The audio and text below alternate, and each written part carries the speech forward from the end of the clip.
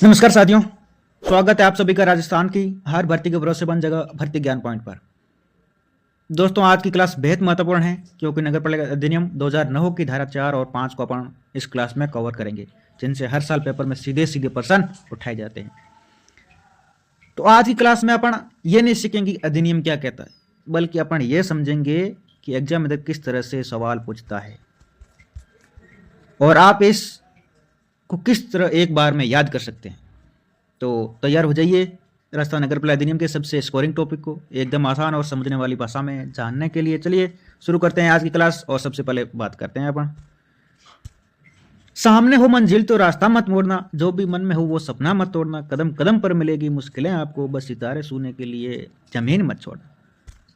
तो दोस्तों, अब अपन बात करते हैं धारा 4 की।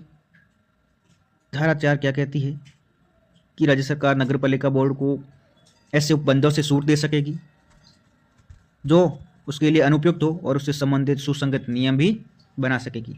भाई, राजस्थान सरकार को लगे कि भाई नगर पालिका बोर्ड के लिए कई ऐसे नियम हैं वो बाधा बन रहे हैं और उनके लिए वो उपयोगी भी नहीं है, तो राज्य सरकार उन उपबंधों में छूट दे सकेगी और नगर पालिका के लिए सुसंगत नियम भी बना सकेगी। एक बात इसमें ध्यान रखने बात यह है कि धारा 4 में नगर निगम और नगर परिषद नहीं लिखा हुआ है, यहाँ पर नगर पालिका बोर्ड ही लिखा हुआ है।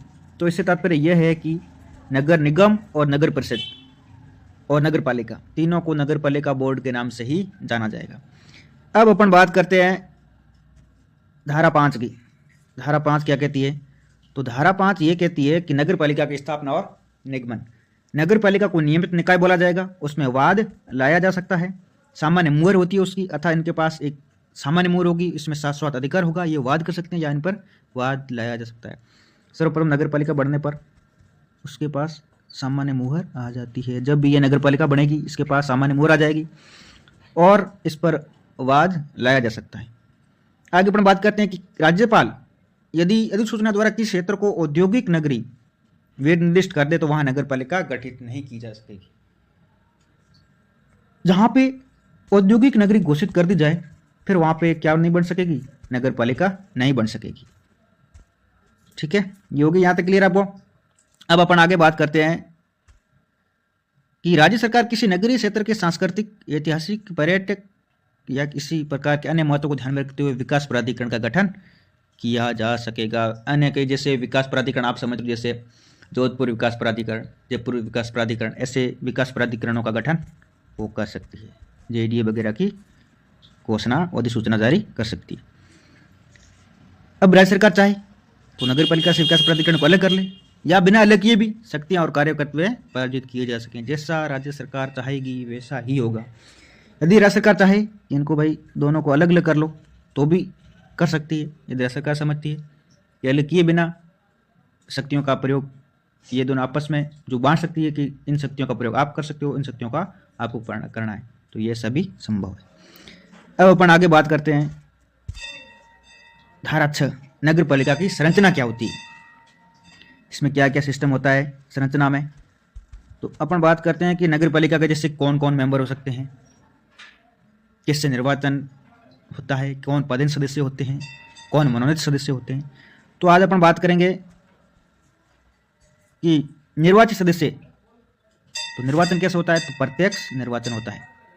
कैसे होता है? प्रत्यक्ष निर्वाचन। नगर पालिका सदस्यों का प्रत्यक्ष निर्वाचन होता है। वार्ड संख्या बराबर सदस्य संख्या होगी, जितने वार्डों की संख्या होगी उतने की उतने सदस्यों की संख्या होगी। कौन से सदस्यों की संख्या? निर्वाचित। जितने वार्ड होंगे उतने के उतने निर्वाचित सदस्य होंगे, बराबर होंगे। यह आपको ध्यान रखना है। ठीक, अब अपन बात करते हैं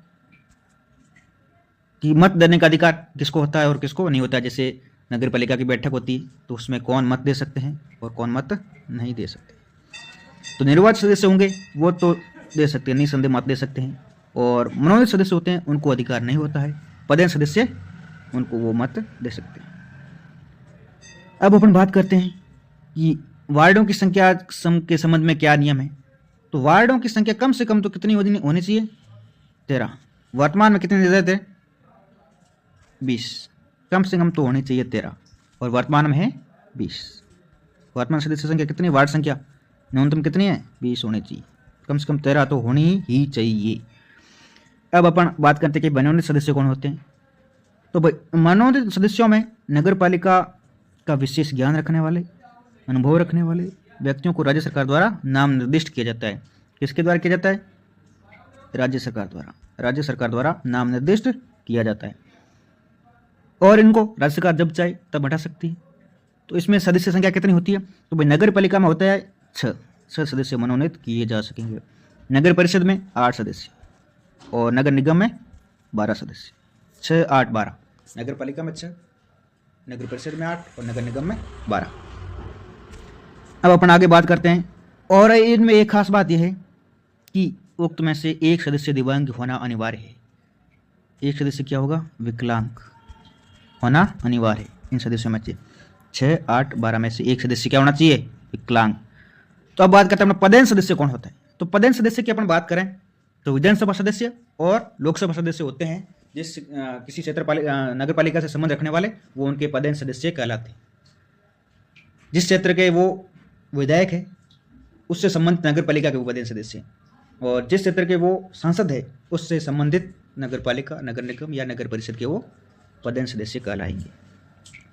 अब बात करते हैं अपन प्रत्येक जनगणना के पश्चात वार्डों की संख्या में जनसंख्या के अनुसार परिवर्तन होता है। नए निर्वाचन से विद्यमान नगर पालिका पर कोई प्रभाव नहीं। प्रत्येक जनगणना होती है, जनगणना के बाद क्या होता है, वार्डों की संख्या में जनसंख्या अनुसार वो परिवर्तन होता रहता है। ये कोई नई प्रक्रिया नहीं है। जैसे जैसे जनसंख्या बढ़ेगी वैसे वैसे उसमें वार्डों की संख्या में परिवर्तन होता रहेगा। अब अपन बात करते हैं सीटों की संख्या का निर्धारण कौन करेगा। तो भाई सीटों की संख्या का निर्धारण कौन करेगा, राज्य सरकार करेगी। कौन करेगी, राज्य सरकार करेगी। उस क्षेत्र का एमएलए नगर पालिका बोर्ड, नगर परिषद या नगर निगम में प्रतिनिधित्व करता है, वो तो मैंने आपको पहले भी बता दिया। और जो सांसद होगा वो से संबंधित नगर परिषद, नगर पालिका या नगर निगम का प्रतिनिधित्व करेगा। और इसमें राज्यसभा के सदस्यों को कोई भी प्रतिनिधित्व प्राप्त नहीं है। जैसे कोई क्षेत्र से राज्यसभा सदस्य है राज्यसभा में, तो वो उससे संबंधित नगर पालिका का ना तो पदेन सदस्य होगा ना उसको प्रतिनिधित्व प्राप्त है। प्रतिनिधित्व प्राप्त कौन कौन से, लोकसभा सदस्य और विधानसभा सदस्य। अब अपन आगे बात करते हैं इसमें आरक्षण का क्या सिस्टम रहता है। तो सामान्य वर्ग जैसे जनरल, महिला, SC ST और OBC हेतु आरक्षण की क्या व्यवस्था की गई है। तो आरक्षण अपन देखें तो OBC का आरक्षण 21% से अधिक नहीं होगा। कितने प्रतिशत, 21% से अधिक OBC का आरक्षण नहीं होगा, ठीक है। तथा SC व ST जनसंख्या को मिलाते हुए 50% से अधिक नहीं होगा। SC ST और OBC इन तीनों को मिलाकर 50% से अधिक OBC का आरक्षण नहीं होगा। तो की बात याद में आपको। अब बात करते हैं अपन सभी वर्गों में कुल स्थान का 50% महिलाओं के लिए। यह अभी तक हुआ नहीं है, सुप्रीम कोर्ट में निर्णय विचाराधीन है। ऐसी बात चलाई गई थी कि भाई सभी वर्गों में है ना, तो महिलाओं को कुल स्थान का 50% भागीदारी होनी चाहिए, बट अभी तक इस पर पूर्ण निर्णय नहीं हुआ है, ये विचाराधीन है। अब बात करते हैं जहाँ SC ST की जनसंख्या 70% से कम है वहाँ OBC की कम से कम 1 सीट होगी। SC और ST कितने से कम है, 70% से, तो वहाँ पे क्या होगी, 1 OBC की सीट होगी, ठीक है।